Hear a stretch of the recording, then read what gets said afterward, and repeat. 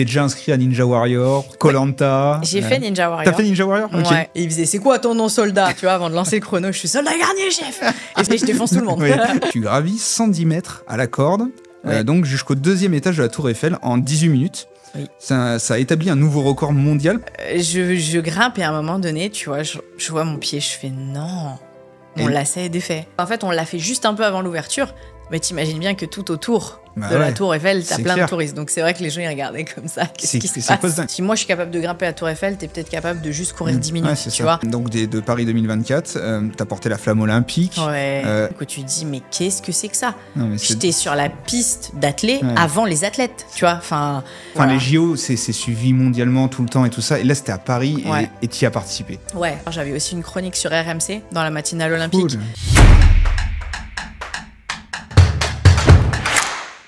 Aujourd'hui, je reçois la guerrière Anouk Garnier, double championne du monde de course d'obstacles. Elle va nous expliquer ses exploits sportifs, comment elle a grimpé la Tour Eiffel à la corde. Anouk, comment tu vas? Ça va et toi? Bah, ça va super, on est très heureux de te recevoir. Bah, merci de m'inviter, c'est trop cool. Ouais, on va passer ta vie au détail, au peigne fin. Ouh, je sais pas si tu veux tout savoir. Honnêtement, je sais pas. Puis on aura peut-être pas le temps sur cette émission, mais on fera une émission 2. En tout cas, j'ai préparé pas mal de questions parce que t'as vécu pas mal d'exploits sportifs. On commence toujours nos podcasts par un petit jeu, questions courtes, réponses courtes. D'accord, vas-y. Est-ce que t'es plutôt course en forêt ou milieu urbain? Forêt. Plutôt sprint intense ou course d'endurance? Sprint. Entraînement en solo ou en équipe? Ça dépend des trainings. Ouais, les deux, c'est dur. Préparation physique ou mentale? Physique, je kiffe. Et défi personnel ou compétition officielle? Défi personnel. Ok, cool. Bon, on voit un peu plus ton univers comme ça. Ouais. Est-ce que tu peux on commence par le début, nous parler de ton enfance. Qui est Anouk? Est-ce que tu viens d'une famille de sportifs? Est-ce que t'es t'étais quelqu'un de nerveuse petite ou calme? Oui, j'étais une dingue en fait. Non mais c'est vrai, mes grands-parents me disent tout le temps, mais t'étais une malade en fait, t'arrêtais pas. J'ai marché, je crois que j'avais avant 8 mois, donc tu vois, très tôt. Ouais. Mes grands-parents en fait tenaient un club de gym, donc une association sportive, tu vois, de gymnastique. Mon grand-père était le président, ma grand-mère entraînait et ma grand-mère elle me gardait pendant que ma mère travaillait. Et du coup, tous les soirs j'étais à la gym. Et comme il n'y avait pas la baby gym à l'époque, tu vois, maintenant il y a ce truc et tout encadré, en fait, ma grand-mère me laissait dans la salle et je faisais ma life. Donc, meilleur terrain de jeu, hein. C'est clair, trampoline, la barre, le truc. Et du coup, en fait, j'apprenais plein de choses. J'allais avec ma grand-mère faire les ateliers qu'elle faisait à ses gymnastes, etc. Donc voilà, je suis née dans ce côté gym. Et même à la maison, j'étais tout le temps dehors, j'étais sur le toit du garage, je grimpais partout, on m'appelait Mowgli. je passe le fait que j'étais en slip pieds nus toute la journée. Mais... Wow. Non mais vraiment, voilà. Et mon père, j'ai pas grandi avec mon père, mais il est footballeur professionnel en fait. Donc voilà, l'ADN est là, quoi, tu vois. Ouais. Voilà. Et donc, quand t'es jeune, ado, tu fais de la gym ou tu fais d'autres sports? Je fais beaucoup de gym en compétition au départ. Donc, tu vois, j'ai ce côté, et même, on m'a pas formaté, j'aime pas dire ça, mais on m'a conditionné à vouloir être la meilleure dans ce que je fais.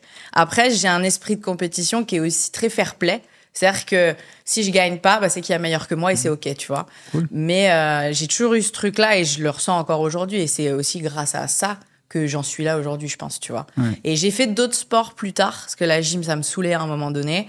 J'ai fait un peu de boxe française. Après, je suis allée en STAPS, donc en fac de sport. Et du coup, là, j'ai touché à plein de sports et j'ai kiffé.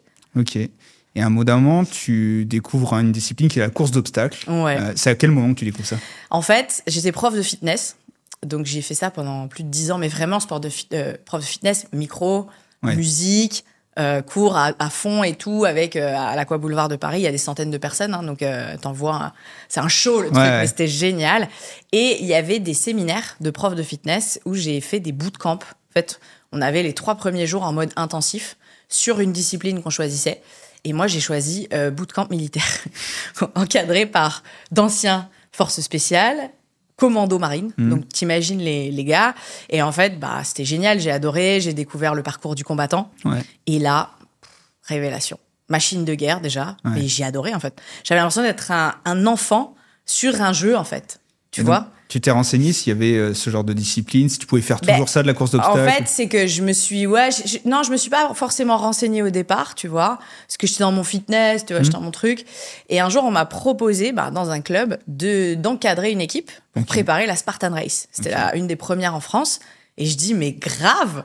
Et je l'ai fait en équipe.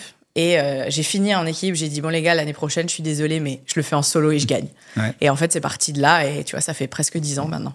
Donc, tu as des équipes de courses d'obstacles. À quel moment tu te dis, c'est à ce stage de commando où tu te dis, je peux atteindre de haut niveau et atteindre les championnats du monde d'ailleurs? En fait, c'est déjà, j'ai compris la puissance du mental, tu vois. Dans le côté commando, au bout de même pas 1 heure, même t'es bon physiquement, t'es fumé. T'as plus rien. Voilà, t'es rincé en 1 heure, tu vois. Et tu dis, wow, la journée va être très, très longue, tu vois. Et c'est Anouk qui parle, qui était sportive depuis son plus jeune âge. J'étais déjà bien sportive et tout. Et tu dis, wow, là, je me prends quand même une baffe dans la gueule. T'arrives au petit-déj à 8 heures. Depuis 7 heures, t'étais au taquet. Tu te dis, attends, je sais pas comment je vais tenir, en fait. Ouais. Et là, tu te rends compte que tu tiens parce que, c'est la tête, quoi, tu vois. Et j'ai appris aussi ce côté un peu conditionnement militaire, c'est-à-dire tu réfléchis pas. Le sergent-chef, il dit un truc, tu fais. Et ça, j'ai trouvé ça génial, en fait. Parce que du coup, tu te poses pas la question, est-ce que je suis fatiguée? Est-ce que j'ai envie? Est-ce que j'ai mal? Là, t'y vas, en fait. Il t'a dit de le faire, t'y vas. Et ça, j'ai trouvé ça aussi cool.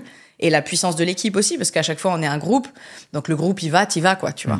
Donc, toutes ces valeurs, tu vois, m'ont poussé à vouloir encore aller plus loin et à vouloir voir jusqu'où je pouvais aller, finalement. Et t'as gagné en mental après ce stage, tu penses? Ou là, ça t'a fait switcher? Ça fait un déclic, ouais. Ça fait un déclic où tu te dis, ah ouais, en fait, physiquement, on peut faire des trucs de malade. C'est nous qui nous posons des limites, en fait. C'est là que je me suis rendu compte de ça. Le cerveau qui pose des limites. Tu te poses des limites toutes les 5 minutes. Et en fait, dès que t'enlèves ça, et en fait, j'en ai encore, tu vois. Ouais. Tu vois, tu peux toujours. Tu passes des couches comme ça, mais c'est trop fort. On reparlera un peu à la fin des ambitions, de l'avenir. Est-ce que tu vois, ça t'as sûrement plein de choses. Dans ta carrière, donc, tu as une carrière de sportif de haut niveau sur la course d'obstacles et pas que d'exploits sportifs. Donc, tu as obtenu plus de 20 podiums. C'est quoi la victoire la plus marquante pour toi? Il y en a plusieurs. En fait, la première victoire au Stade de France, elle était énorme parce que c'est la première fois où vraiment j'étais en mode quasi athlète professionnel. C'est-à-dire que ça faisait 3 mois que j'étais que focus là-dessus. J'étais obsédée par ça. Donc, c'était une belle victoire pour moi. Après, la même année, on a fait championne d'Europe par équipe. Donc, tu vois, tu disais seule ou équipe. En équipe, c'était exceptionnel d'être championne d'Europe. En plus, c'était en France. Les championnats d'Europe étaient en France. On arrive, on a toute la communauté spartane française qui est là. Tu vois, j'en ai encore des frissons. C'était extraordinaire. Ouais. Tu vois, ce moment avec les filles que tu partages, voilà. Et je te dirais ma première médaille d'or, tu vois. Ouais, mon premier titre de championne du monde, c'est... Voilà, tu t'écroules, tu chiales, t'es trop content. C'est une course d'obstacles, donc t'as combien d'obstacles? En fait, ça va dépendre. T'as plein de formats différents, suivant la marque, on va dire, la franchise, ou nos championnats du monde. En général, on te propose un format assez court, qui va être entre 3 et 5 km, un format moyen, entre 10 et 15, et un format long, entre plus de 20. Et t'as même des formats ultra chez Spartan qui font 50 km. Mais là, pour moi, c'est comme tu me dis 10 et 15, c'est de la course à pied. Sauf que toi, tu rajoutes des obstacles. C'est ça, en fait, on rajoute des obstacles. Donc, ça va dépendre. Tu vois, Spartan, ils sont moins sur le nombre d'obstacles à faire, mais plutôt le terrain va te challenger. Et moi, les courses que j'aime, c'est ce qu'on appelle, nous, dans le jargon, comme je dis, OCR, et c'est plus technique, tu vois. Et du coup, il y a plus d'obstacles, plus de concentration d'obstacles. Pour te donner un exemple, sur 3 km, on va avoir une vingtaine d'obstacles. Okay. Ce qui est déjà assez concentré, quand même. C'est clair. Enfin, j'ai vu des vidéos... Il faut savoir que c'est pas genre 300 mètres, un obstacle, c'est pas du tout comme ça. Souvent, tu vas avoir 1 kilomètre, il n'y a rien, et d'un coup, tu as 10 obstacles qui s'enchaînent, tu vois. Donc, ça va dépendre du terrain. Des fois, tu as des montées de malades. Tu vois, là, les championnats du monde, tu as dit double championne du monde, d'ailleurs, je dis triple maintenant, voilà. C'est récent? Non, c'était fin octobre. Ah oui, fin octobre 2024. C'est quand même récent. Ouais, donc c'est mon 3e titre, Trop cool. Et en fait, c'était en montagne. Donc, c'était, voilà, tu vois, tout le début, il n'y a pas d'obstacle et t'envoies, et d'un coup, le début. 2 montées de salaud, je le dis. Et après, tu t'enchaînes, tu as quelques obstacles et tout à la fin, t'as 10-12 obstacles qui s'enchaînent comme ça. Ok, et t'as gagné. Ouais, ce qui m'aide, moi. Quand il y a beaucoup d'obstacles, je suis bien. Ouais, parce que t'es meilleur que certaines adversaires. Mon truc, c'est les obstacles. Mon truc, c'est vraiment les obstacles. Je vous demandais, j'ai déjà la réponse, je crois, mais les autres peut-être ne l'ont pas. Les auditeurs, en tout cas, c'est quoi ton obstacle préféré? Mon obstacle, non, c'est même pas le grimper de corde. Non, c'est même pas le grimper. J'aime trop faire le singe, tu vois, les trucs, les monkey bars, tu vois, j'aime bien, je sais pas, être suspendu, ça me plaît. J'aurais cru que c'était le monté de corde parce qu'on va en parler après, mais. Non, parce que, tu vois, c'est trop court en plus, mais, tu sais, nous, ils font 3, 4, allez, 5 mètres, tu vois. Oui, c'est trop court. Voilà. Donc, j'aime bien, tu sais, les trucs où tu te balances de bras en bras, vraiment, où tu fais le singe, c'est mon kiff, ouais. Les championnats du monde, c'est tous les ans ou c'est... Normalement, ouais. Bon, là, il y a eu En fait, comme c'est une entreprise privée qui fait ces championnats du monde-là, en fait, ils décalent d'une année parce qu'ils changent de lieu et ils changent de date. Donc, ils ont dû décaler. Mais là, on a une fédération mondiale. Et oui, maintenant, on a, après Covid, on a tous les ans une compétition. Donc, cette année, je vais y participer. Cool. Alors que les autres années, je ne l'avais pas fait. Et là, je vais y aller, ouais. Ça, c'est en Suède, donc voilà. Et comment tu t'entraînes pour ça? Pour le championnat du monde, c'est beaucoup d'entraînement en amont, c'est préparation physique, mais aussi mentale. C'est tout. C'est vrai, bien sûr. En fait, moi, comme je suis pas en fait athlète professionnel encore, c'est-à-dire que je dis semi-pro. En fait, je vis pas de mon sport à 100%. Donc, je suis obligée de travailler pour pouvoir payer les compétitions. Et puis, bon, j'ai des sponsors quand même qui m'accompagnent sur le côté déplacement et tout. Mais pour gagner ma vie, je suis obligée quand même de travailler en tant que coach. Je fais aussi des conférences, tu vois, sur le mindset. On en parlera peut-être tout à l'heure. Mais là, l'idée, c'est que je peux pas m'entraîner 2 fois par jour tout le temps quand je travaille. Donc, en fait, ça va dépendre de ça. Et souvent, ce que j'aime faire, c'est partir 2 ou 3 semaines chez mes grands-parents. Tu vois, à la campagne, je suis dans mon truc, j'ai mon matos, j'ai tout qui est à proximité et je m'entraîne 2-3 semaines à fond. J'ai mamie qui me fait à manger. Ça, non, merci, mais tu vois, t'imagines le luxe de tu finis ton training, t'es au bout du rouleau. Et là, c'est prêt. Oh, c'est incroyable. Puis à chaque fois, elle me fait, tu veux manger quoi? Il y a les légumes du jardin, machin, c'est magnifique. Elle est trop contente de t'avoir. Voilà, en plus, elle kiffe. Donc, tu vois, ce côté-là, j'aime bien faire ça. Pendant 2-3 semaines, je fais ce que j'appelle mes camps d'entraînement et je m'entraîne 2-3 fois par jour et j'envoie, quoi. C'est quelle région chez tes grands-parents? C'est en Bourgogne. En Bourgogne, ok. Ouais, Bourgogne, bien paumé, mais j'adore. Mais ouais, il y a plein de... comme ça, tu t'isoles, en fait, t'as pas trop de distractions et la récup aussi prend une partie énorme, en fait. La récup entre les séances. Si tu fais pas ce qu'il faut entre les sessions, ça fonctionne pas. Okay. Et moi, j'ai pas un kiné avec moi comme la plupart des athlètes. J'ai pas, voilà. Donc, je fais comme je peux pour. Mais bon, ça marche plutôt bien. Ouais, bah oui. Tu bats tes concurrentes. Voilà, c'est pas mal. Quand tu arrives sur la ligne de départ d'une compétition, tu te dis quoi? T'es là pour tuer tes adversaires, ou plus pour ton défi personnel à toi? Non, en fait, nous, sur les courses à obstacles, c'est toi contre toi d'abord. Ouais.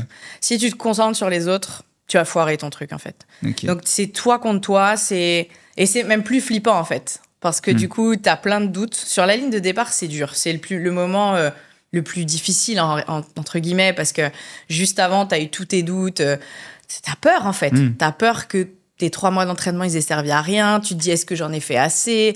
Est-ce qu'il y a meilleur que moi sur la ligne de départ? Est-ce que machin? En fait, tu as 10 000 trucs. Des fois, on part aussi sur des courses où pas c'est dangereux, mais tu vois, imagine il pleut, machin, en fait, t'as même peur de te blesser, t'as peur, enfin, tu vois, il y a plein de peurs qui rentrent en jeu là-dedans. On a déjà eu peur de faire des hypothermies, enfin, tu vois, moi j'ai déjà fait des hypothermies, des insolations, des trucs, tu peux faire des malaises, enfin, c'est des trucs de malade. Donc en fait, t'as aussi cette peur-là de te faire mal, tu vois. Mais physiquement, mentalement, tu sais que tu vas en chier. Donc t'as une peur de cet inconfort aussi un petit peu. Donc, je te dirais la peur, mais en même temps, une détermination de ouf, tu vois. Quand maintenant, il y a le décompte où ça fait 10, tu vois, j'ai un switch dans ma tête. Ouais. Tu vois, je me suis entraînée mentalement à visualiser, à faire beaucoup de méditation.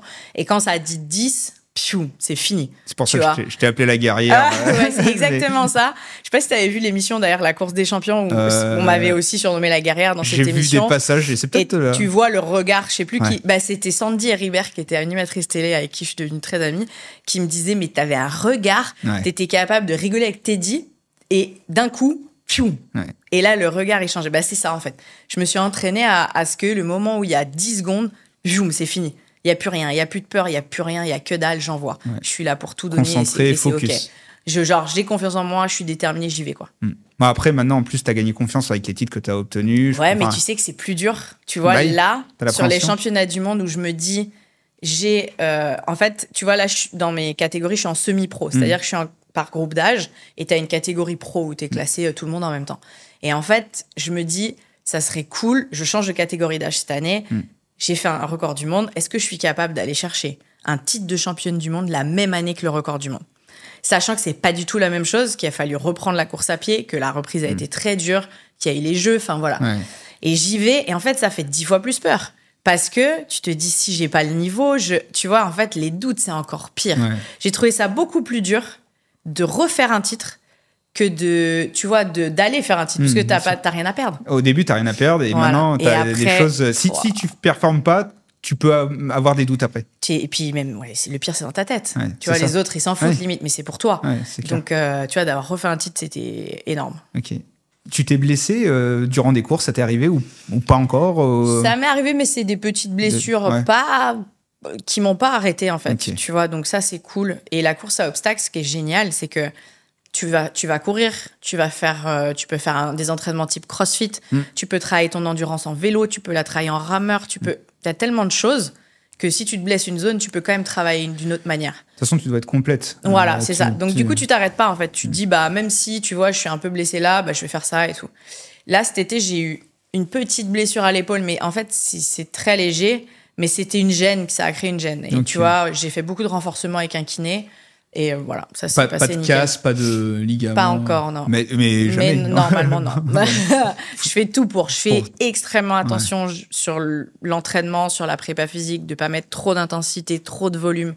Tu vois, je fais vraiment gaffe à ça. Ok. J'ai envie de te poser une question aussi qui me vient à l'idée de tout le monde, c'est normal. Tu t'es déjà inscrit à Ninja Warrior, Koh-Lanta. J'ai fait Ninja Warrior. T'as fait Ninja Warrior? Okay. Ouais. J'étais nulle à chier, j'étais nulle. Je le dis direct. C'est vrai? Ouais. Qu'est-ce qui change par rapport à une course d'obstacles? C'est pas la même chose? Ça n'a rien à voir, ça n'a rien à voir. C'est que déjà, tu vois, c'est con, mais tu passes à minuit, ton corps, il fait... voilà. Il faisait froid. Après, en fait, moi, je suis tombée sur le rouleau. Tu vois, ouais, je vois bien. Et ça, honnêtement, tu vois, t'arrives, en fait, Ninja Warrior, tu découvres les obstacles, mais tu n'as pas le droit de les essayer. Et du coup, t'arrives, tu sais pas trop. Si tu dois y aller de telle façon. Tu sais pas. En plus, le rouleau, c'est toi qui pousses dans ta jambe. Bon, j'ai poussé trop fort. J'ai été éjectée du rouleau, terminé, quoi, tu vois. Après, c'était frustrant parce que les autres obstacles, c'était des trucs sur plutôt la force du haut du corps. Donc, tu vois. Bon. Mais après, l'expérience était sympa. Voilà. Et Koh-Lanta? Non, je sais pas. On m'a proposé il y a pas longtemps. Ah, on t'a proposé? Mais je veux pas. Ok. Parce que. C'est en ce moment en plus. Ouais, mais tu vois, en fait, moi, c'est ce que j'ai dit. J'ai dit, je veux bien faire les épreuves, mais ça m'intéresse pas. Tout le reste. Voilà, ça m'intéresse pas. Le côté pas manger, ça me saoule. T'aimes pas parler avec les gens? Non. En vrai, tu vois. Non, moi, le côté éliminer quelqu'un. Ouais. Tu vois, moi, en fait, c'est le meilleur qui doit dégager. Le meilleur qui doit rester, tu vois. Et du coup, je trouve ça horrible. Tu sais, qu'on veuille éliminer le meilleur par stratégie, j'aime pas ça. C'est pas ma façon de faire. C'est ça. Mais il y en a, ils ont ton mental, ils disent on élimine les plus faibles et voilà. Et il y en a, ils disent on va s'allier. Et voilà. Ben moi, j'aime pas ça en fait. Je suis pas du tout dans le genre à faire des stratégies, des trucs, des machins, ça m'énerve en fait. T'es bon, il y a pas de. Tu vois ce que je veux dire? J'aime pas ce côté-là. Moi, je suis plutôt de l'autre côté, donc je serais plus à être un peu moins bon. Et donc, tu serais éliminé, toi? Ouais, je te sortirais. J'aurais tous les colliers d'immunité là, tu verrais. Non, je rigole. J'ai trouvé sur internet qu'on te donne un surnom, donc pas à la guerrière, mais le soldat Garnier. Oui. Pourquoi ce surnom? Des bootcamps là dont je t'ai parlé. Ouais. C'est ça. Et c'est qui t'a donné ce surnom? C'était le. Je l'appelle le sergent-chef, mais en fait, je sais même pas s'il était sergent-chef. C'était Sylvain Clamont. Je lui fais un petit coucou. En fait, on faisait un parcours chronométré, un parcours du combattant chronométré, et il faisait c'est quoi ton nom soldat? Tu vois, avant de lancer le chrono, je suis soldat Garnier, chef. Et c'est resté. Tu vois, okay, juste cool. Tu vois le truc con, mais comme après tu sais dans le fitness, moi j'ai fait les bootcamps 3 années de suite, tout le monde m'appelait soldat Garnier en fait. Okay. Et voilà. Et alors j'ai jamais fait l'armée, je précise, je suis un imposteur. Ouais, bien sûr. On m'appelle soldat Garnier, mais j'ai pas fait l'armée. Mais cool. J'aime beaucoup et je respecte beaucoup le corps militaire. Je trouve ça assez hallucinant, tu vois. Même la police, même tu vois toutes les forces d'intervention. Enfin. À un moment, j'ai failli vriller là-dedans parce que ça me plaît, tu vois, l'adrénaline, le côté physique, le côté mental et tout, le dépassement. Mais je trouve ça encore plus dingue, tu vois. Donc, j'ai beaucoup de respect pour eux, quoi. Puis, c'est une carrière qu'il faut peut-être commencer tôt. Je sais pas si on peut rentrer... Alors, aujourd'hui, j'avais regardé. Aujourd'hui, je ne peux plus rentrer dans l'armée. Je peux être réserviste, mais je peux plus rentrer dans l'armée. Mais pourtant, je défonce tout le monde. Et je défonce tout le monde. Mais oui, j'ai plus le droit d'entrer dans l'armée. Mais j'aime beaucoup, c'est un beau milieu, je trouve. Est-ce que durant ta carrière, ou même encore, des fois sur des courses, tu as des moments de doute mentalement tout le temps. Comment tu gères ça? Qu'est-ce que tu te dis? Est-ce que tu te remotives? Tu te dis, allez... Ouais, en fait, tu vois, c'est un vrai travail mental en amont, si tu veux. Si tu l'as bien fait avant ta course et que tu as bien ancré, tu vois, des choses, ça marche. Mais si tu es sur place, tu vas complètement paniquer parce que tu es dans un moment d'inconfort, tu vois. Sur les courses, dès qu'il y en a une qui te dépasse, tu vas te douter. Tu vas dire, putain, je suis nul. Ouais. Alors que t'as pas fait la course, t'as rien fait, t'as fait 1 kilomètre. Et souvent, on sait très bien que le premier kilomètre, ça part très fort et en fait, derrière, il n'y a plus personne, tu vois. Donc, il y a des choses à faire, à apprendre à se concentrer sur soi déjà. Comme ça, déjà, t'as pas tout ce qui va être les trucs extérieurs qui te font douter de toi, en fait. Les choses extérieures, ça compte pas. Il y a toi. Et après, tu vas passer par des moments hyper difficiles physiquement. Donc, les zones de confort, comme on parle souvent de sortir sa zone de confort, c'est... Je l'ai dit, tu vois, t'es dans le rouge complet. Des fois, il pleut, il fait froid. Enfin, tu te retrouves dans des situations où tu te dis, mais je vais pas finir, en fait. C'est pas possible. Et en fait, t'as ce petit truc au fond de toi qui te fait avancer. Moi, tu vois, tu travailles aussi le pourquoi je fais ça, qu'est-ce qui fait que moi, j'ai envie de gagner ça, voilà, tu vois, tu t'accroches, chacun a ses trucs. Moi, c'est ma famille, notamment. Tu vois, ma maman, elle a un cancer, on en parlera sûrement pour la Tour Eiffel. Mais tu vois, ça, c'est un truc qui est important pour moi aussi. Tu vois, de la gym, j'ai encore ce truc j'ai besoin qu'il soit fier de moi et j'ai envie qu'il soit fier de moi. Donc, dès que je suis en difficulté, je vais penser à ça. Après, tu peux mettre en place des automatismes. Certains appellent ça de la PNL, mais moi, j'appelle ça, je sais pas, en fait. Ouais, c'est nature. J'ai pas fait de la PNL, mais en fait, j'ai ancré des trucs en moi qui, quand je suis à un moment de difficulté, tu vois, je vais pas laisser mon corps partir dans un cercle vicieux et dire « Ah, j'ai mal, ah, c'est dur, ah, truc, stop. » Ok, stop. Tu te refocuses sur ça et t'avances, tu vois. Okay. Ou je vais avoir des répliques ou des phrases dans ma tête ou des chants, des musiques, enfin... Tu vois, ça dépend des moments. Et c'est drôle, il y a des similitudes. On reçoit plusieurs athlètes de haut niveau, champions d'Europe, champions du monde, champions olympiques et tout ça. Et il y a des similitudes avec l'entrepreneuriat. Les entrepreneurs pourquoi je fais ça aussi? L'entrepreneur, tu sais, la vie d'entrepreneur, c'est une vie compliquée. Au début, ça marche pas. Tu travailles des heures par semaine et tu rapportes 0. Ouais. Et c'est drôle parce que quand tu as parlé, je me suis retrouvé sur certains points, mais pas sportivement. Mais carrément. Pourquoi je fais ça, en fait? Mais c'est ça. Et puis, tu vois, je trouve que comme dans le sport, dans l'entrepreneuriat, t'as pas un résultat qui est instantané. Tu mets des efforts, et d'un coup, tu vas avoir un résultat. Mais il n'y a pas résultat instantané comme tout le monde veut aujourd'hui, tu vois.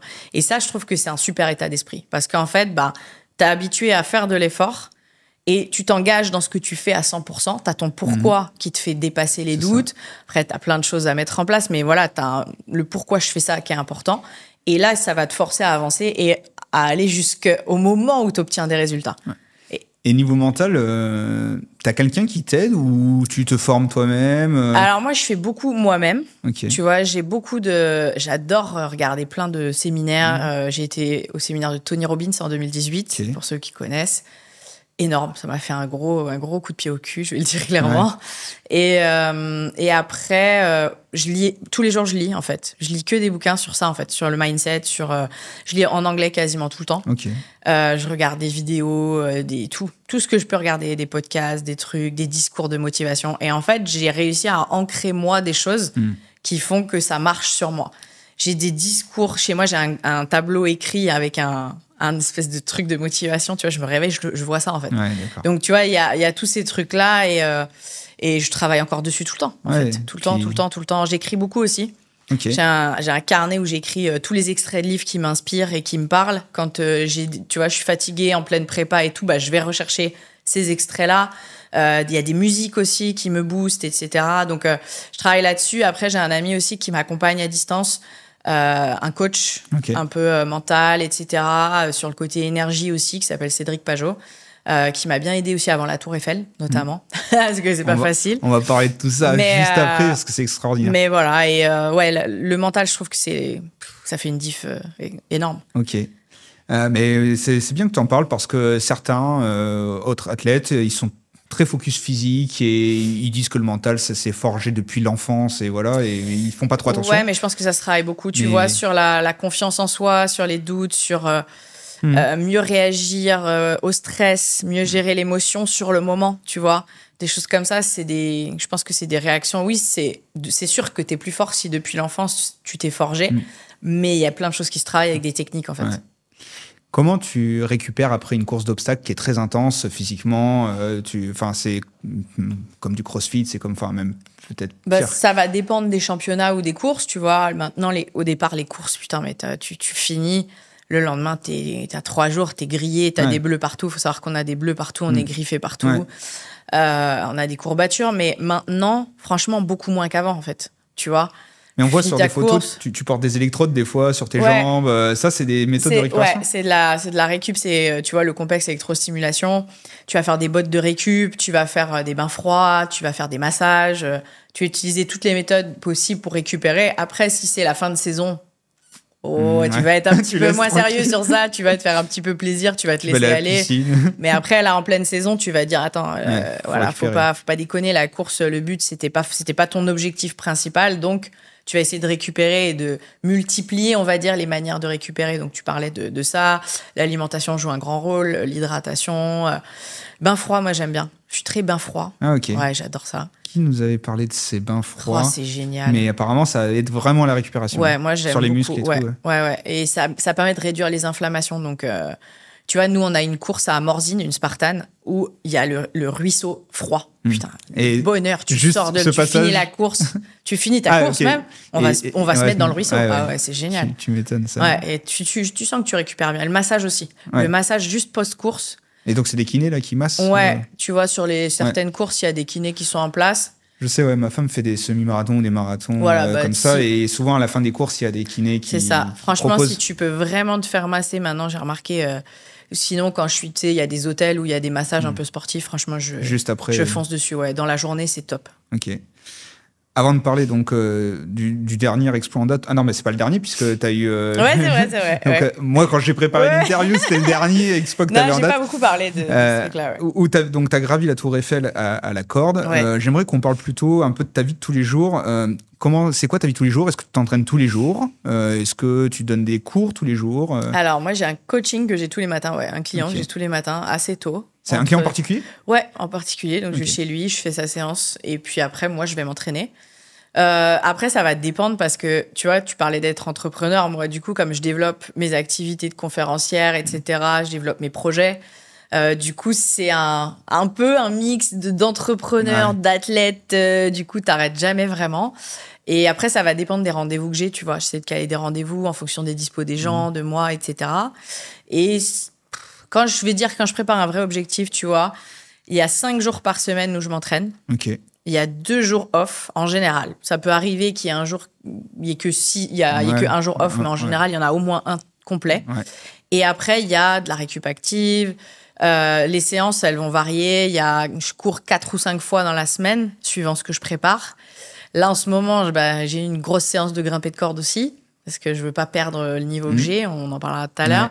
Et puis, après, il y a tout ce qui est force. Voilà. Donc, tu vois, tu essayes de faire 2 sessions par jour, idéalement, 5 fois dans la semaine. Et après, tu as une autre vie qui est en dehors du sport, on va dire. Donc, tu parlais de conférences, tu as fait de la radio sur Europe 1 aussi. Tu as aimé ces expériences. Qu'est-ce que tu faisais d'ailleurs sur Europe 1 J'avais une chronique, en fait, sur le côté, je donnais des conseils sport-santé dans l'émission Bien fait pour vous. C'était avec Julia Vignali, Mélanie Gomez. C'était très sympa. C'était vraiment axé sport-santé. J'avais quand même beaucoup de liberté sur les sujets que je voulais traiter. Donc, très sympa. Mais comment tu arrives là? C'est eux qui te contactent ou c'est toi qui les contactes? En fait, j'avais fait... je crois que j'avais été championne du monde. Ouais, c'était juste après, ou je sais plus. Non, c'était avant, en fait. Non, c'était avant. Il y a une année où j'ai travaillé avec une attachée de presse et en fait, j'ai été invitée dans l'émission. Et le courant est grave passé. Elles ont beaucoup aimé ce que j'avais fait. Elles m'ont fait refaire un essai. Et après, t'ont proposé... Et après, on m'a gardée en chroniqueuse. T'as fait ça combien de temps? J'ai fait ça 1 an et demi. 1 an et demi, quoi. Ouais, on était... Et moi, tu vois, on fait des podcasts. Je l'ai fait moi-même. Je me suis formé moi-même et tout ça. Mais en fait, j'apprécie tellement l'expérience qu'un jour, faire de la radio, ça peut être cool. Non, c'est cool. Après, c'est stressant, mais c'est top. Mais après, bon, en tout cas, moi, c'est pour ça que j'ai fait le podcast. J'adore rencontrer des nouvelles personnes. On se connaissait pas il y a peu de temps. Et maintenant, j'apprends tout sur ta vie, on discute, c'est trop cool. Ouais, c'est vrai. Et tu vois, moi, ce que j'aime, c'est transmettre, en fait. Tu vois, que ce soit dans les conférences ou dans la radio. Ce que j'ai envie, c'est que les gens soient capables d'atteindre leurs objectifs à eux, tu vois. Donc, dans mes conférences, des fois, ça m'arrive de prendre ma casquette de coach, c'est-à-dire de parler de sport santé. Comment, dans une entreprise, tu peux intégrer le mouvement pour ta santé. Pourquoi c'est important? Parce qu'il y a encore des gens qui comprennent pas pourquoi, ou qui se disent oui, mais moi je m'en fous d'être musclé, c'est pas ça en fait, t'as pas compris. Donc tu vois, j'essaye de vulgariser le côté scientifique qu'il y a derrière la pratique sportive.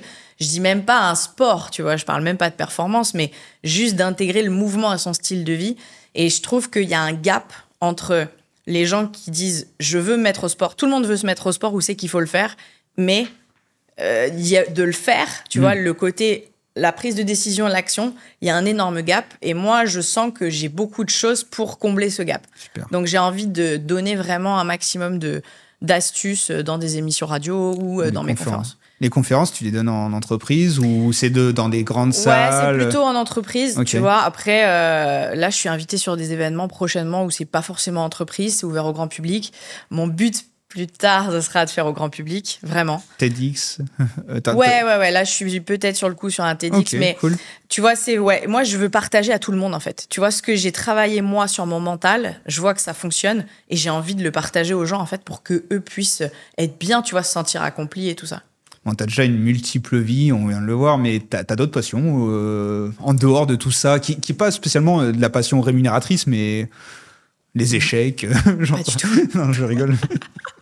Non, tout touche au sport en fait, tu vois. Okay, ouais, après, bon. J'aime bien voyager, mais ça reste dans le cadre de mon boulot. Mais mon boulot, il me passionne en fait, tu vois, d'être coach, ça me passionne, d'apprendre des choses, d'apprendre la performance, ça me passionne. Mais tu voyages en vacances aussi pour toi, prendre du temps pour toi. C'est rare. Mais avec ma famille, beaucoup. Tu vois, j'essaie de passer beaucoup de temps avec la famille dès que j'ai des moments un peu libres, tu vois. Okay. Mais des passions, non, c'est déjà ça occupe beaucoup de temps. Oui, le sport, ça occupe beaucoup de temps. Et tu parles de famille, mais t'as des enfants? Non, pas encore. Okay. Pas encore. Un jour. Et le monde n'est pas encore prêt. C'est des petites Anouk. Le petit Anouk là, petite. Oh là là. Mais ça va être marrant. Cool. Donc, en avril 2024, on y arrive. Tu gravis 110 mètres à la corde. Donc jusqu'au 2e étage de la Tour Eiffel en 18 minutes. Oui. Ça a établi un nouveau record mondial parce que l'ancien record féminin, c'était 20 mètres de montée à la corde. 26, je crois. 26. Allez, je lui donne 6 mètres de plus. Et les hommes, c'était 80 mètres. 90, je crois. 90. Ouais. Et toi, tu bats 110 mètres. Comment tu as eu l'idée de te dire « je veux monter la Tour Eiffel » ? Qu'est-ce que c'est que ça ? Mais c'est clair. En fait, Ida, c'est la fille qui a battu le record. Ida Mathilde, en fait, elle est danoise. Et elle est championne du monde pro dans notre sport. Et c'est une athlète qui est très reconnue chez nous dans la course à obstacles. Et elle est athlète Red Bull. Et juillet 2022, elle grimpe une corde jusqu'à un plongeoir Red Bull au Danemark, tu vois. OK. Et c'est le record du plus long grimpé de corde féminin, machin. Je suis là. 26 mètres. C'est tout ? Exactement. Je me dis, c'est pas... On aurait pu faire mieux, meuf, tu vois. Bon... T'es Red Bull et voilà, tu fais 26 mètres. Et elle fait ça le long de l'opéra au Danemark, tu vois. Enfin, c'est à côté de l'opéra à Copenhague. Elle part de l'eau. Par contre, je précise quand même parce que faut quand même lui donner ça. Quand tu pars dans l'eau, t'imagines que t'es bien trempé. Ouais, donc, c'est moins facile, voilà. Mais bon, elle fait ce truc-là, OK. Et moi, j'y suis là, mais attends, moi, j'ai envie de le battre, son record, tu vois. Tout de suite, ça me donne envie de me dire, je peux pas la battre en course à pied sur le terrain, mais par contre, et je pense à un monument, tu vois. Et forcément, tout de suite, j'ai la Tour Eiffel en tête. C'est clair. Et je me souviens d'avoir regardé sur Google combien fait le premier étage de la Tour Eiffel, tu vois, pour arriver jusqu'à l'arche, là. Et je vois 57 mètres, je fais, bon. Et bon, l'idée reste là, tu sais, comme tout le monde, c'est impossible. Et en fait, je suis championne du monde en 2022 sur les 2 distances, 3 km et 15 km. Et après, je suis là, tu sais, je pense que je vais avoir plein de sponsors et tout. Et en fait, il se passe rien. Et là, je me dis, faut que je fasse un truc de ouf. Tu vois, faut que je fasse un truc de ouf et tout. Et là, cette idée me revient. Et au lieu de m'arrêter à « c'est impossible », je me dis comment je peux le rendre possible, ce truc-là. J'ai besoin de quoi ? Déjà, est-ce que techniquement, on peut le faire ? C'est-à-dire, est-ce qu'on peut accrocher une corde ? Est-ce que ça le fait ? Et j'ai la chance dans mon entourage, dans mon réseau, d'avoir un mec de la brigade d'intervention de la police qui, eux, s'entraînent à descendre en rappel sur la Tour Eiffel régulièrement en cas d'intervention d'urgence. Et donc, je l'appelle. Je lui dis, tu crois que ça se fait, ça, ou pas ? Ouais, on le fait. Et il me dit, ouais. Je dis, tu peux m'assurer ? Ouais, OK. Puis là, tu vois, il pose 2-3 trucs techniques. Il y aura ça comme problématique. Mais bon, OK. Bon, très bien, on y va. Et en fait, après, j'ai été mise en relation avec un des directeurs techniques de la Tour Eiffel C'est qui Stéphane Roussin. Comment on se dit, le mec, c'est qui s'occupe de la Tour Eiffel? Non, en fait, il y a plein de monde à la Tour Eiffel, mais j'avais, pareil, dans mon réseau, tu vois, le fait d'avoir fait des cours de fitness partout, machin et tout, bah, en fait, tu connais des gens et en fait, tu fais les liens en disant, mais lui, il voulait faire ça à un moment, qui a voulu organiser un événement sur la Tour Eiffel. Donc, je me dis, peut-être qu'il connaît quelqu'un. Et en fait, ça s'est fait comme ça. J'ai fait un premier rendez-vous au premier étage et le premier objectif, c'était de monter au premier. C'était pas de monter au deux. Et au premier rendez-vous, m'ont dit, mais attends, tu vas pas t'arrêter au premier. Tu vas là-haut. Je dis, attendez, les gars, c'est combien? 110 mètres. J'avais pas monté plus de 20 mètres à l'époque. Là, pour le coup. Je suis là. Allez, le lendemain, je fais, allez, les gars, on y va, tu vois. Et après, il a fallu monter le projet. Ça, c'était la partie facile. Et après, il a fallu monter tout un projet. Ça met combien de temps? Du moment où on a fait le rendez-vous jusqu'au jour J, ça a mis 1 an et demi. Ah ouais. En fait, ce qui a été compliqué avec la Tour Eiffel, c'était pas de. L'autorisation, finalement, elle a été. Pas facile, je dirais, mais j'ai eu un accord assez rapidement. Ils ont été vraiment séduits par l'idée, l'équipe de la com et tout ça. Ce qui a été difficile, c'est plutôt de trouver une date qui convenait à la Tour Eiffel et avec toutes les contraintes de la Tour Eiffel. Parce qu'on ne peut même pas imaginer toutes les contraintes qu'il y a derrière.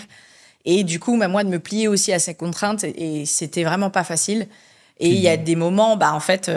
et eux non plus, en fait, ne peuvent pas avancer parce qu'il y a plein de choses, il y a les JO qui arrivent, il y a plein de choses. Donc... Tu peux pas gérer comme tu veux, en fait. En plus, tu as bien choisi ton année, 2024, pour les JO. Ouais, alors à la base, c'était prévu en 2023. Ah oui. Pour la petite histoire, c'était vraiment prévu en 2023. Il y a eu plusieurs choses qui ont fait qu'on a préféré à 2024 et collé justement avec les JO. Ouais. Et je crois que la première date, même en 2024, si j'ai cru voir une interview sur Click, t'as pas pu le faire parce qu'il y avait trop de vent. Ça faisait genre t'en peux plus, tu vois. Mais c'est clair, tu veux y aller. Et en fait, t'as le jour J, qui a été prévu le 3 avril. Et la veille, tac, tout est bien, je suis bien, je fais mon dernier training, je stimule tout, je suis prête physiquement, mentalement, tout est prêt. Et là, la Tour Eiffel m'appelle. La Tour Eiffel, on a un souci. L'équipe. L'équipe, oui. Et là, en fait, ils me disent, on peut pas le faire demain, il y a trop de vent. Et après, on le savait que c'était une option, que ça pouvait arriver, mais franchement, pluie, le matin même, on avait re-regardé, tu vois, pour valider aux journalistes, parce qu'en fait, il y a... C'est beaucoup de monde derrière qui bouge. Clair. Donc ça a été très compliqué. Franchement, j'ai passé 3 heures au téléphone. Et en plus, j'avais Click, effectivement, qui me voulait. Donc j'étais là. Attends, on refait ça dans 15 jours, Click. Quelle horreur. Mais en fait, ils ont voulu que je vienne quand même si je ne l'avais pas fait. Mais voilà, c'était vraiment très, très chaud. On a un peu moins d'audience que Click. Bon. Mais voilà, mais après du coup ce qui était dur, c'est les 3-4 jours après, parce que je savais pas quand ça allait être, en fait. Et donc tout le monde disait quand c'est, mais j'en sais rien, en fait. Je sais pas, je maîtrise pas le vent, tu vois, et le vent, c'est trop dangereux. La pluie, encore, tu vois, tu peux gérer un peu, même si ça glisse. Bon, allez, je suis une guerrière, j'y vais. Mais là, le vent, c'est trop dangereux, tu peux pas. C'est clair. Donc voilà, mais au final, on a eu un jour extraordinaire. Donc, tu l'as fait combien de temps après? Une semaine après. Pile poil une semaine après. Le lundi, on se dit, OK, c'est bon, on le fait mercredi, il n'y a pas de vent. Les jours avant, les jours après, c'est bon. Et on a eu un jour magnifique. Le ciel, il était... super. Donc les images, bien mieux que la semaine d'avant, en fait.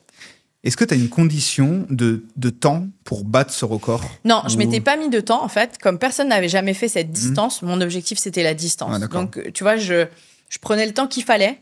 Mais j'avais pas de temps. Après, je m'étais estimée entre 20 et 30 minutes. En final, donc 18. Fait beaucoup, et j'ai pas fait la meilleure perf de ma vie, j'avoue. Donc, tu vois, j'aurais pu faire mieux encore. Tu ressens de la fatigue au bout d'un moment? En fait, je ressens plus de fatigue au début. Ok. Parce que je me suis pas assez chauffée, clairement. Ah ouais? Ouais. En fait, avec... tu réponds aux interviews, il fait froid. Et du coup, en fait, j'ai pas fait assez de grimper, j'ai pas fait assez d'échauffement. Enfin, moi, j'ai l'impression d'avoir fait assez, si tu veux. Mais comme il fait froid, tu te refroidis très vite. Et du coup, ça, je l'ai pas anticipé correctement. Parce que c'est une ascension qui est lente quand même. Enfin, tu montes petit à petit. C'est ça. Tu fais des pauses régulières et tout. Et puis, en fait, là, je sens que musculairement, je réagis pas du tout comme d'habitude. Genre, tu vois, ma cuisse, elle est plus fatiguée que d'habitude. Et ma cuisse droite, faut savoir qu'elle tient tout, en fait. Si ma cuisse droite, elle fatigue, je peux plus prendre des pauses correctement. Donc, ça veut dire que je peux plus relâcher mes avant-bras. Donc, c'est la merde. Donc là, tu te dis, OK. Après, je me suis tellement entraînée, je me connais tellement sur la corde que, OK, je vais faire comme ça. Et en fait, tu vois, je trouve mon rythme. Et après le premier étage, j'étais bien, tu vois. Voilà. Et j'avais une question, je viens de la perdre, mais... Tu veux parler du lacet? Ouais. Alors il y a ça. Non, mais oui, t'as eu un problème pendant la montée. Ouais. Alors, je crois que j'ai vu, mais tu vas nous en parler. T'as un de tes lacets qui se détache. Ouais. Alors, c'est quand même une chose qu'on vérifie avant de monter. Non, mais tu peux regarder sur la vidéo de Riding Zone. Ouais. On me voit bien refaire mes lacets avant de grimper. Après l'interview, j'ai une technique, je te promets, j'ai un nœud qui est simple à faire. Mais tout le monde me l'a dit ça, mais après. Et ça se défait jamais. Ouais, mais attention, parce que la corde qui frotte, ça change un peu la donne. Ah, peut-être. Il faudra faire un test. Il faudra tester, tu me montreras. Mais en fait, je grimpe et à un moment donné, tu vois, je vois mon pied, je fais non, mon lacet est défait. De toute façon, tu te dis, j'ai pas le choix. En fait, tu peux paniquer quand même, parce que tu peux essayer de le refaire, mais en fait, c'est impossible. Ouais. Et si tu veux, j'ai vécu ça dans un entraînement où, à la salle d'escalade, je monte une corde de 13 mètres, je me laisse descendre, mais je tiens la corde quand même. Et je fais ça, tu vois, 10, 15, mon max, je crois que c'est 16 fois. Et en fait, un jour, je suis en plein milieu d'une série longue, donc où je dois pas toucher le pied par terre, et là, je vois mon lacet défait. Et je me dis, bon, j'arrête la série, je fais quoi? Et dans ma tête, je me dis, Anouk, ça peut arriver en vrai. Continue. Comme ça, tu verras ce qui se passe. Bon, t'as le pied qui est très instable, mais la chaussure, elle reste. Et c'est ton pied fort, je veux dire? Ouais, c'est mon pied en plus, oui. C'est vraiment celui qui touche la corde. C'est celui qui est dans la corde et tout. Donc, en plus, la corde, elle peut très bien complètement enlever ma chaussure, tu vois. Donc là, t'es là. Ouais, c'est clair. Et au lieu de paniquer, parce que dans une situation comme ça, tu peux paniquer, en fait, tu vois, j'essaye de me dire, hey, ça t'est déjà arrivé, c'est OK. Allez, on s'en fout. Tu vois, genre, notification. Ouais. Tu vois, c'est bon. J'efface la notif. T'as le mental qui rentre en jeu là. Allez, reconcentre-toi sur le reste et tout va bien. Et en fait, ça s'est bien passé. Mais honnêtement, sur le moment, je fais putain, c'est pas possible, tu vois. Clair. Vraiment. Oh là là, puis je l'ai refait bien avant et tout. J'étais dégoûtée. Et sur tes premiers mètres, là, quand tu trouves que c'est le plus difficile, mentalement, tu te dis non, c'est pas possible, je vais au bout. Ouais, en fait, t'as toujours ce moment quand t'es dans l'inconfort qui dit j'en peux plus, j'en ai marre, je vais m'arrêter, c'est pas possible, tu vois. T'as toujours ça, en fait. Ton cerveau, c'est un réflexe naturel, un peu, tu vois. Un réflexe de survie. Et toi, faut connaître le truc pour faire ton travail, de passer au-dessus de ça, de dire, OK, stop, j'entends, c'est pas facile aujourd'hui, machin, mais là, t'es là. Et là, tu te reconnectes on parlait du pourquoi. Ça fait 1 an que tu t'entraînes pour ça, donc c'est hors de question que tu n'y ailles pas, en fait.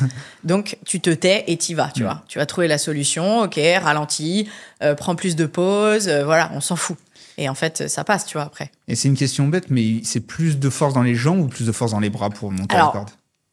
Je dirais que ça se répartit beaucoup, en fait, parce que une fois que tu as bien verrouillé tes pieds dans la corde, tu vas pousser vraiment dans tes jambes et donc faire un squat à chaque fois.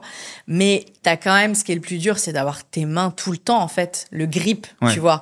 C'est même pas la force, c'est ce grip, cette tension. Voilà, cette tension qui est quasiment constante, tu vois, dans tes mains et du coup dans tes bras, tu vois.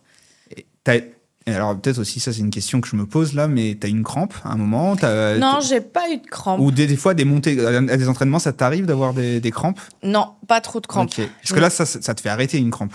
Non. Non? On peut se battre contre une crampe? Ouais, tu souffles, tu te calmes, mais non, j'ai pas eu de crampe.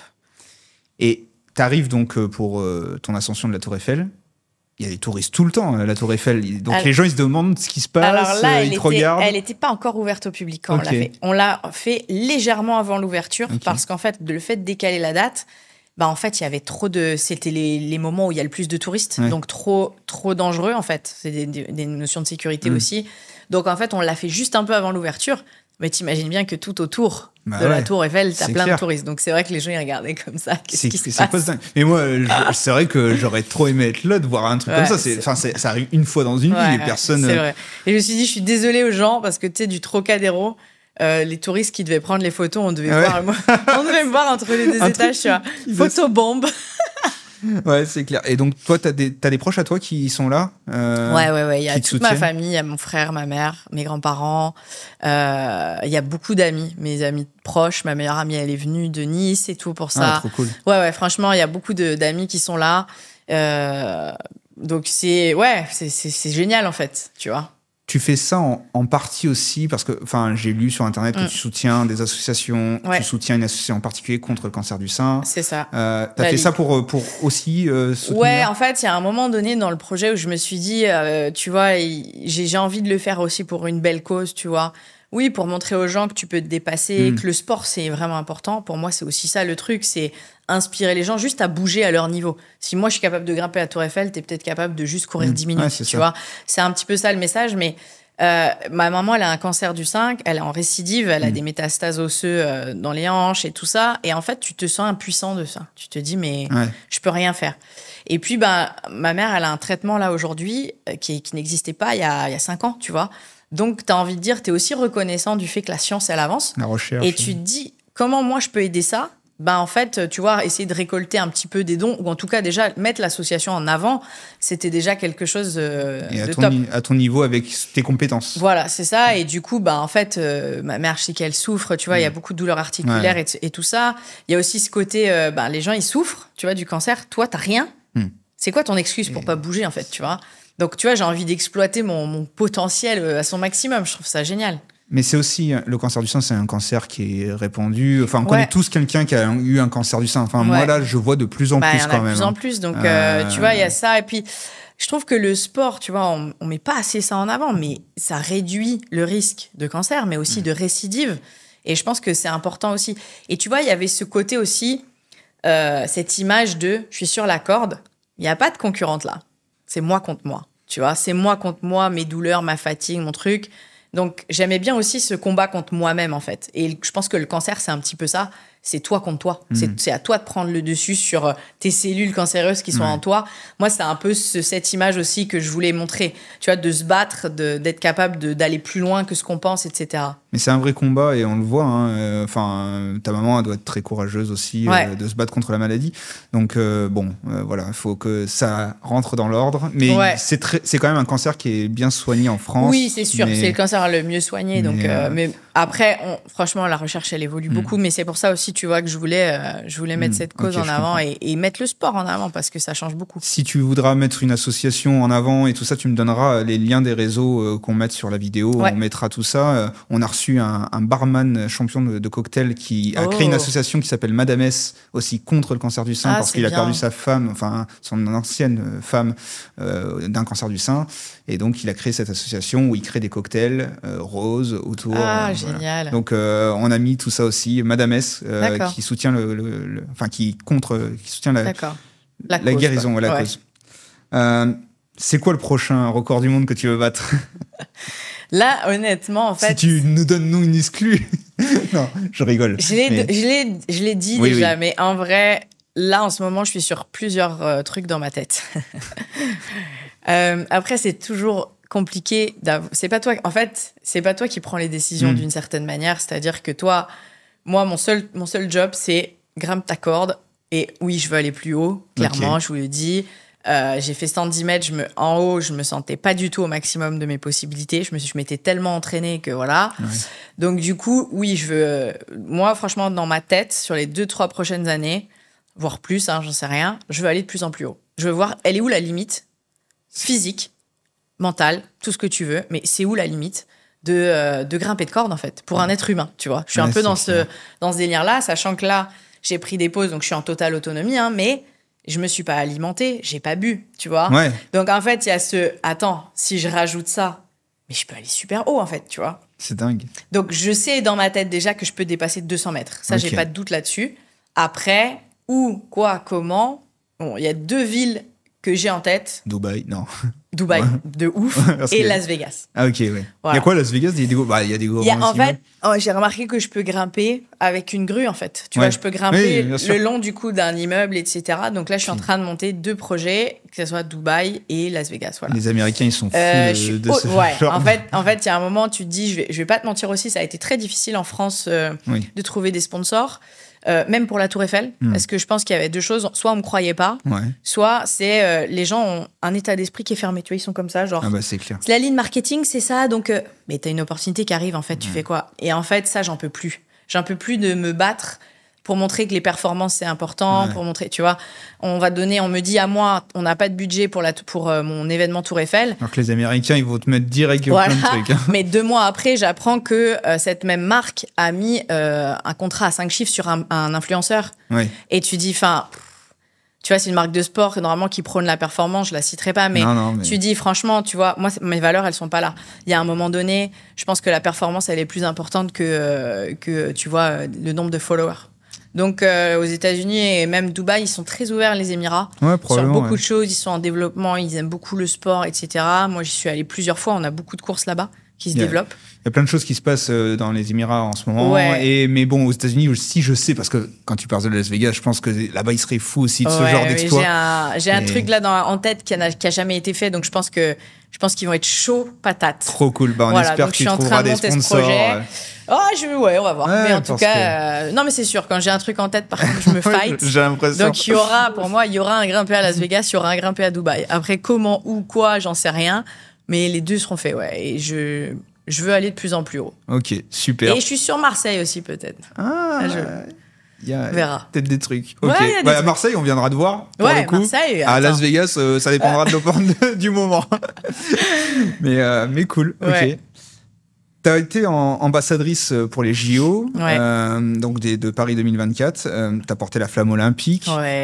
Comment tu as fait pour être ambassadrice?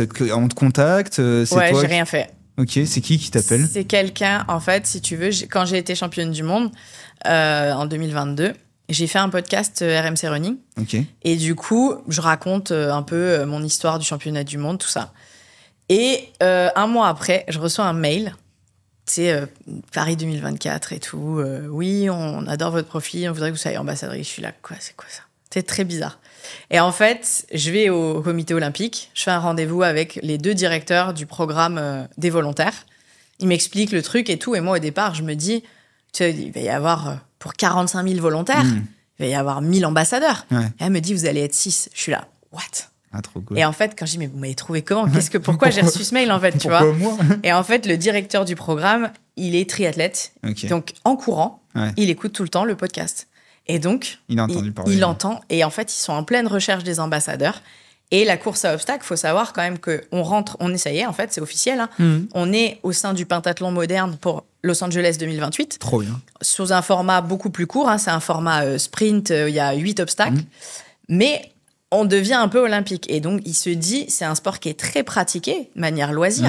Sur des Spartans, sur un week-end, on a 10 000 personnes qui vont finir une course, tu vois. Enfin, c'est énorme. Du coup, tu te dis... Lui s'est dit, c'est l'avenir olympique, en fait. Donc, il voulait quelque chose avec un sport très populaire. Et en fait, mon profil leur a plu aussi quand je leur ai dit que j'étais prof de fitness. Tu vois, vraiment, je leur ai expliqué tout ce que je faisais. Ils étaient là, non, mais attends, profil parfait, nickel, quoi. Et donc tu portes la flamme, mais tu la portes d'où à où? Alors, je l'ai portée à Marseille, moi, justement. T'as un briefing? Ouais, en fait, la journée, elle est exceptionnelle, en fait. La journée que tu vis, qu'on a vécue, c'est un rêve, le truc. T'as un rendez-vous à un endroit, donc moi, c'était à Marseille, et t'as un brief, il te donne ta tenue aussi de porteur de flamme, et chacun a un numéro. Donc, tu sais que tu vas te passer, ils te montrent comment ça va se passer le relais, etc. Ils te disent de pas paniquer, qu'il y a toujours quelqu'un dans tous les cas. Si la flamme s'éteint. Merde. On avait tout ça. En fait, et en plus, il y a une bonbonne un peu de gaz. C'est une prouesse technique, cette flamme. Elle a été conçue par des ingénieurs pour tomber. Et en fait, il y a une espèce de bonbonne de gaz à l'intérieur, et tu vois, et à un moment, le mec, il nous fait une démo, la bonbonne tombe. Tout le monde est là. Et moi, ça m'est arrivé pendant que j'attendais mon relais. Donc, des barres. Mais en fait, il y a quelqu'un tout de suite qui est là. Et en fait, après, tu prends un bus et chacun est déposé à son truc. Puis après, c'est parti. Le bus, après, te récupère. Enfin, c'est hyper bien. L'organisation, elle m'a scotché. J'ai trouvé ça incroyable. Ça a toujours été dit, la JO 2024, tout le monde critiquait avant que ça arrive. Tout le monde après les JO, on dit c'était exceptionnel, la sécurité, tout. Moi, ça m'a choqué. Et tout, même à l'extérieur, à l'international, les gens disaient l'ouverture était exceptionnelle. Et l'ambiance dans Paris, moi j'étais à Paris tous les Jeux. Paris, c'était Disneyland. C'était incroyable. Vraiment, l'ambiance, j'ai jamais vu ça de ma vie. J'ai adoré ça. Je veux que ça soit les JO tout le temps, en fait. C'est incroyable. Non, c'est clair. Tout le monde était dans le même état d'esprit. Il y avait des étrangers, il y avait les Français. Même les Français, tu vois, hyper cool. Est-ce qu'on peut dire parce que tous les Parisiens étaient partis de Paris? Je ne dirais pas ça. Mais il y a plein de Parisiens qui sont partis en se disant ça va être la merde pendant les Jeux et qui le regrettent. Mais qui le regrettent tellement. C'était incroyable Paris pendant ce moment-là. Tu vois, dans le métro, il y a une Marseillaise qui se lançait, tu vois. Moi, je me souviens, j'allais je sais plus où, je regardais un match sur mon téléphone, il y a une dame qui vient regarder avec moi, puis un mec, puis en fait, on est 3-4 à regarder le truc. Tu vois, enfin, ces trucs-là, ça arrive pas, tu vois. Donc c'était vraiment génial, ouais. Et tu gardes un souvenir de tout ça? Il te laisse un goodies, une petite flamme olympique? Alors la flamme, t'as un espèce de trophée, un truc très sympa. Je crois que c'est ce qu'il y a entre les... C'est un espèce de cercle en or comme ça, c'est très très beau. Donc t'as ça, t'as ta tenue quand même, tenue, et puis t'as tes souvenirs, t'as tes photos, t'as ta vidéo et tout. Et après, bah, pendant les jeux, c'était, tu vois, c'est des souvenirs à vie, quoi. Je pense que c'est des trucs. Bah, c'est clair. Et il y a des trucs que j'ai vécu, et j'ai partagé très peu sur les réseaux en fait, mais j'ai vécu des trucs où tu te dis mais qu'est-ce que c'est que ça? J'étais sur la piste d'athlètes avant les athlètes, tu vois, enfin des trucs. Puis, voilà. Les JO, c'est suivi mondialement tout le temps et tout ça. Et là, c'était à Paris et tu y as participé. Ouais. C'est quand même extraordinaire. J'étais vraiment dans les coulisses en plus, donc j'avais vraiment la chance de pouvoir de temps en temps regarder 2-3 épreuves, tu vois. Après, j'étais là pour les volontaires. Avec eux, je rencontrais les volontaires. J'avais aussi une chronique sur RMC dans la matinale olympique où je présentais à chaque fois un profil de volontaire parce que je trouve ça incroyable. C'est des gens qui ont pris vraiment sur leur temps. Et qui sont là bénévolement. Et en fait, mais tu te dis, c'est là que tu te rends compte de ce que le sport, il fait. Les gens, ils disaient, mais moi, je leur ai payé pour être là, en fait. Tu vois, tellement ils ont kiffé. Parce qu'en fait, ils vivaient leur rêve, les gens. Ouais. Et le sport en France vit avec ces gens-là, en fait, avec ces bénévoles toute l'année. Donc, pour eux, de participer d'une manière ou d'une autre au JO, c'était magique. Il y en a... T'avais un mec de 70 ans, je me souviens, qui était un arbitre d'athlétisme. En fait, il se retrouve au Stade de France à guider des trucs. Enfin, tu vois, il me dit, mais même dans mes rêves les plus fous, j'aurais jamais rêvé être là, en fait, tu vois. Donc, c'est beau. Franchement, c'était de partager ça aussi avec les volontaires, c'était incroyable. Non, mais c'est clair. Enfin, moi, j'ai suivi de loin les JO à la télé et tout ça. J'ai pas pu me déplacer. Si, je suis allé à Marseille sur les épreuves de nautisme, mais parce que c'était des vacances, en fait. J'étais là-bas. Mais voilà, mais j'avais pas pris de place, mais on a vu quand même quelques épreuves de loin. Et donc non, c'était trop bien les JO. C'était une ambiance de dingue, mais sur tout le territoire en fait. Ouais. Après j'étais à Paris, donc j'ai pas vu partout, mais c'est ce qu'on m'a dit. Nous il y a eu des épreuves de foot dans notre stade à Nantes. Oui, c'est vrai. Ce qui est bien aussi, c'est qu'ils ont essayé de faire des choses un peu partout pour que tout le monde puisse en profiter. Tout le monde puisse en profiter, donc c'est très bien. Pour terminer un peu l'épisode, si tu devais donner des conseils à des jeunes qui nous écoutent, on a de plus en plus de gens qui écoutent, qui sont sportifs parce qu'on fait des podcasts avec des sportifs de haut niveau. Mais si toi, tu devais nous donner ton conseil, des jeunes qui veulent se mettre au sport, sur des trucs un peu hardcore comme tu fais. Alors moi, je dirais, déjà, il faut rêver grand, il faut avoir de l'ambition en fait. Tu veux faire un sport, après, se poser un objectif, mais qui soit ambitieux. Faut pas que l'objectif, t'en sois capable aujourd'hui, en fait. Pour moi, un objectif, c'est un truc que t'as pas encore les capacités de le faire. Tu te dis, tiens, dans 6 mois, je dois être capable de faire ça. Et en fait, ça va te motiver parce que tu dois développer des capacités pour arriver à cet objectif, tu vois. Et après, je dirais qu'il faut arrêter de s'écouter, en fait. Faut pas se laisser le choix et il faut y aller, en fait. Faut rentrer, faut être dans l'action.